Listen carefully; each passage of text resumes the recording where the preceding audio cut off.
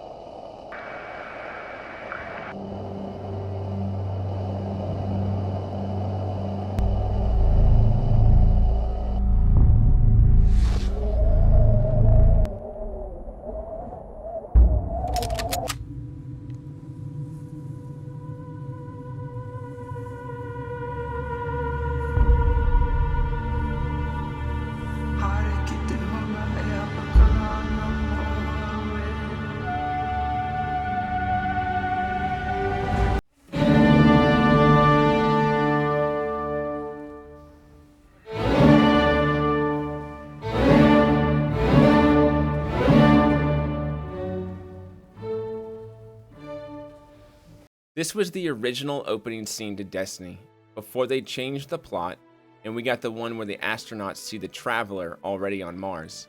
No emissary of the Traveler in the game we received. I personally have been calling her the Blue-Eyed Woman for years now, and I think it would be a great time to either make her the Traveler or the voice of the Traveler, so to speak.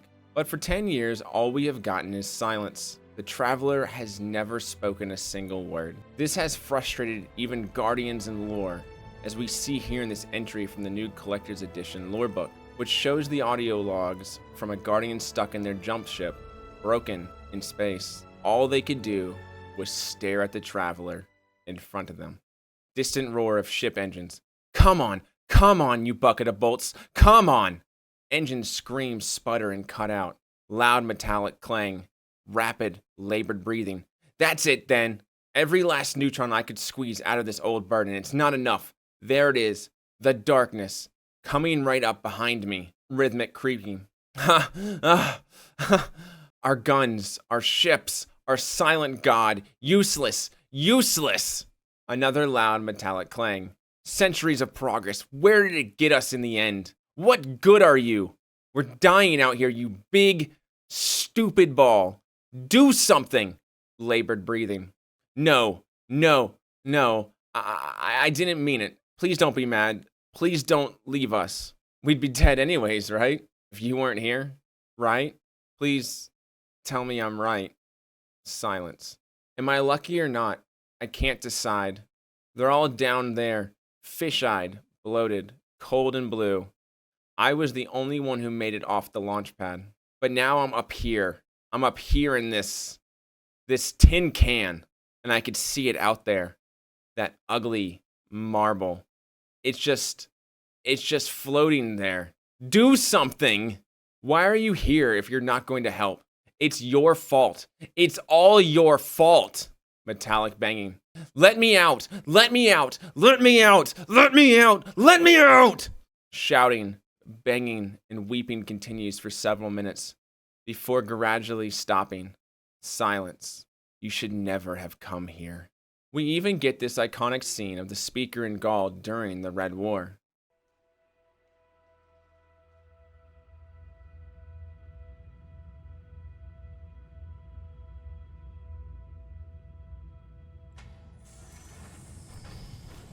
Gaul, the enemy attacks the city, and the Almighty is lost. Lost? Explain yourself. Laid waste by the very same Guardian that somehow managed to reclaim its power and has been humiliating our forces throughout this cursed system.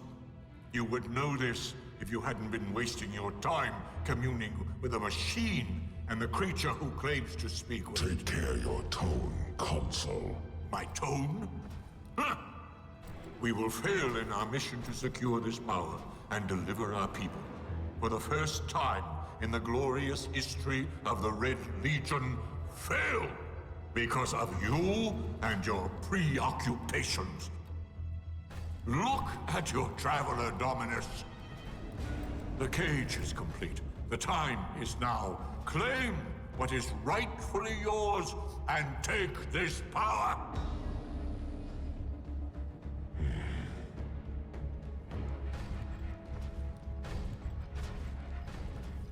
Tell me, Speaker, what more does the Traveler want of me? Gaul, I speak for the Traveler.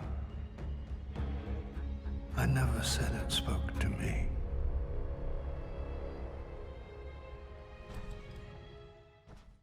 But the Traveler does speak, and a few people have heard its voice, just in their dreams. I am the speaker who witnesses the end of the world. Through it all, I am overwhelmed by torrents of sharp, static images, sometimes so fast and constant that I can't see or hear. The Traveler is babbling, telling me everything and nothing all at once, in fast, stereoscopic, waking nightmares. I am myself, and not myself, and I am stuck in a web of black spider silk, frozen in mind-numbing silence of space. Have no answers. The fall isn't quick. It happens over weeks and months. Cataclysmic disasters, natural and unnatural, flattening human settlements on every planet that I have made, I have shaped, my work laid flat. Earthquakes, tidal waves, solar flares, cyclones, sinkholes, exploding lakes, wildfires, unknown, untreatable plagues raise populations in hours. Water goes black with unknown poisons forced down my throat. The ground opens up and swallows entire cities, and I am sick. But this is different. The Traveler has not left us. Something new half remember and wished forgotten, this false sister has arrived. I don't want to abandon you. Watch on crackling video feeds as people try to escape the outer planets. Exodus ships burn, like I will burn, up with thousands upon thousands of souls aboard. We gather in frightened, huddled, trapped, stuck, doomed groups in relief outposts, hoping against hope. I try to aid the relief effort, but my thoughts, run, become more and more scattered. I can't run. Keep separate my own mind. Run! And the run, run, run, run, travelers. Then suddenly, silence. And it's the silence that truly breaks me. But the speaker isn't the only one that heard the traveler in their dreams. Clovis Bray also had an interaction with the traveler. In the Beyond Light Collector's Edition lorebook, Clovis Bray was vivisected by M-Sun 12 controlling a Vex body.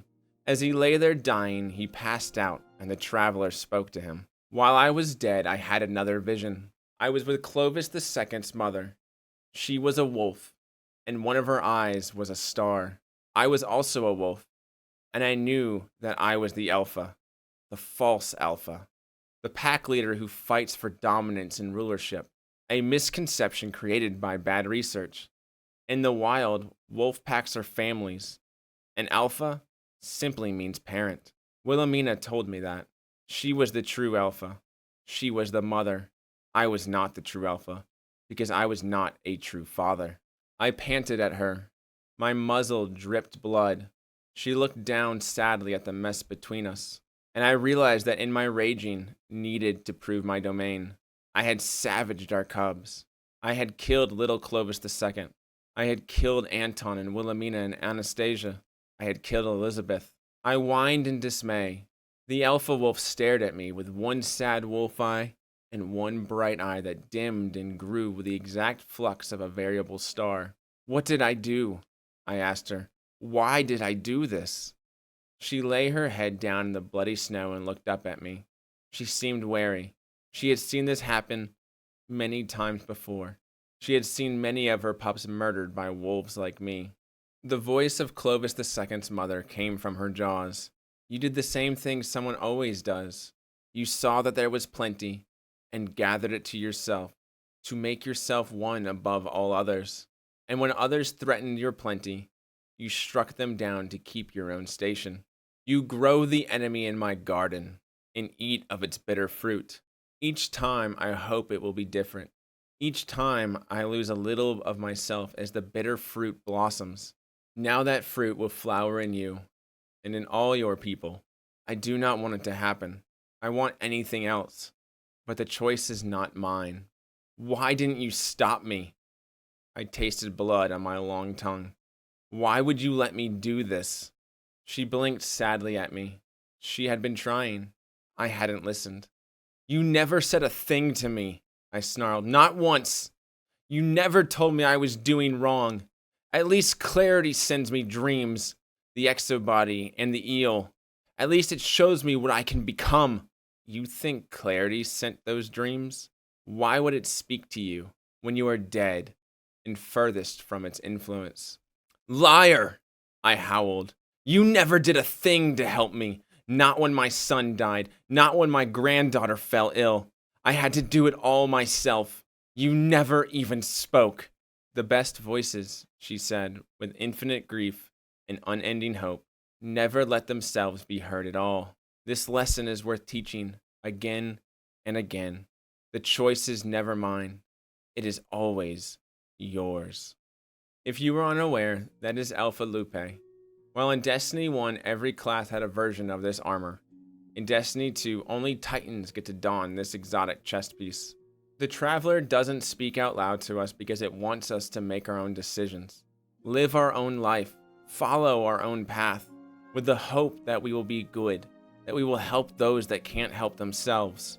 I believe in Final Shape we will hear the voice of the Traveler for ourselves. This could be in a dream state. I made a prediction we and/or our ghost may die in Final Shape in another video. The Traveler spoke to even Clovis Bray when he was dying. It would make sense that in these final hours, we would be extended the same courtesy if we were to die. Because to me, this interaction seems like a near-death exchange in the first Final Shape trailer. So I'm asking you one last time to rise.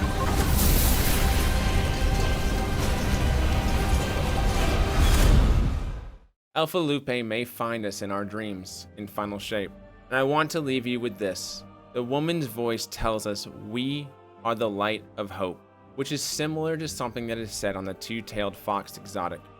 Breaking through the dawn, the hope of light. I am the chosen of the traveler. With trusted friends and the promise of hope, my explosive power will never be erased. We are the hope of light. We have overcome so much these last 10 years, and with the power of friendship and Mountain Dew, we will defeat the Witness. Thank you all for watching this video, and a special thank you to my Best Muffin and Above YouTube members, Pulse, Prince Mav, and Son of a Mitch. And a thank you to my VIP Discord members, Puddles, Amid, Broken Pebbles, Away Galaxy, Pulse, Quick Draws, Sir Hobbits, and SYNJ. If you enjoyed this video, please subscribe, like, and comment. And remember, hunters never die.